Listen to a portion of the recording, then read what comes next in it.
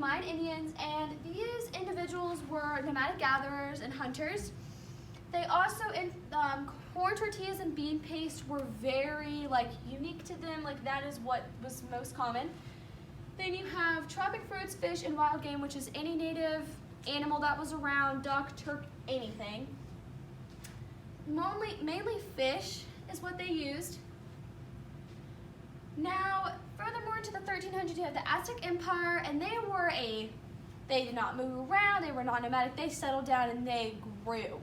And with that, they domesticated duck and turkey and helped populate them, and that is what they ate most of the time. They also introduced a lot of spices such as chili peppers, chocolate, salt, and honey into cooking, which had not been used before. And that helped to make the taste buds actually taste something and not be so plain. Now, the Spaniards have the longest reigning influence and strongest hold on the cuisine of Mexico because of the Spanish invasion.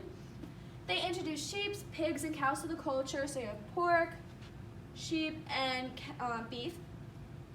They diversified taste buds mainly because they introduced dairy products, garlic, herbs, wheat, and different spices, so they made all the food thick and had lots of flavor and very colorful.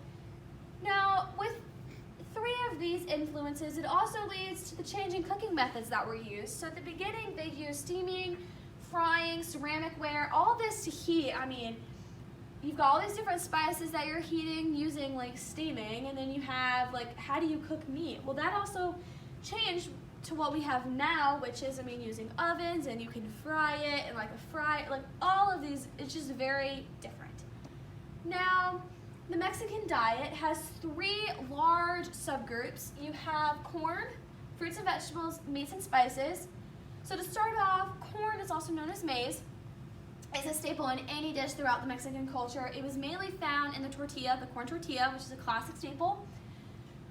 Then you have the fruits and vegetables, which most commonly were the tomatillos, which is a green, it looks like a tomato, but it's green on the outside. Squash, tomatoes, avocados, sweet potatoes, mango, pineapple, nopales, and papaya.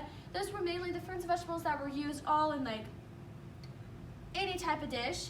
Then you have the meats and spices. Now meats, they did have beef because cow was introduced. However, chicken and pork were to be the most common. Then you have the spices, which were jalapeno, poblano, chipotle, serrano, cumin, cinnamon, and cloves, and those were very distinctive flavor staples. When they were introduced, they helped to open up those taste buds. Now, the favorite staples, you always have your favorites in every culture. Those would be the corn, the beans, the peppers, the fruit-flavored soda, spiced coffee, and fresh fruit juices. Now, here are some more of the classic food staples that I'm going to go in a little more detail about. So first off, you have beans and refried beans, which are called frijoles and frijoles refritos. Other than that, you have the spiced coffee, which is a very unique to what you would think of, which is café de olla.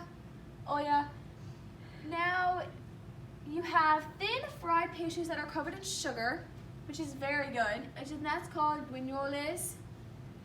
And two of the most common that you hear around here are empanadas and tamales, and those are meat-filled turnovers. And then you have corn husks with various fillings, which would also be the mainly pork or chicken. And then what we think of as chocolate today, a very common sauce that is used is mole, and that is a sauce from chili, spices, and chocolate, so it's more of the sweet and spicy kind of vibe. And then you have a sweet bread that has a skeleton hidden inside. So it's a round circle, and it's like a vanilla kind of cake. And you would think of today, in my culture, it would be more of a pound cake, but this is not. It's more, I think it's more of a tradition to have the plastic skeleton hidden inside, which is very unique. And that is called pan de muertos. Now, on this side over here, I have some pictures to show to go with the food. So down here at the bottom, this is the enmolada, which is a corn tortilla, and it has a mole sauce on top. It has shredded chicken, cottage cheese, and sesame seeds all over it, and more crumbled cheese. On the top right here, this is the pozole soup. It's a soup made from maize, red chili, spices, tomatoes, pork shoulder, cabbage, onions, radishes, and lime. It has so much flavor in it. You can just see that, and that just looks delicious. Now over here, right here, this is the chiles en nogada, and that has mini poblanos, which is stuffed with picadillo, which is also known as pork, fruit and spices, and then it's covered by a walnut cream sauce and topped with pomegranate seeds.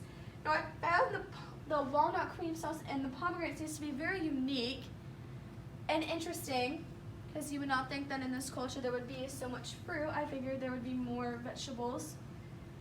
Now over here is the very classic salsa. Also, it looks a lot different than what we would eat here. This is a salsa that is centuries old, and it's derived from roasted tomatoes and chili. So it's just tomatoes and chili. It doesn't have anything else in it, and it's known as chiltemate in this culture. So all of these classic food staples is just some. There are thousands that you could research. It would take forever just to go through all of them. However, I found these to be the most well-known, but also very unique, like the mole, the pan de muertos, and a lot of these go with certain traditions that will be on the other slides.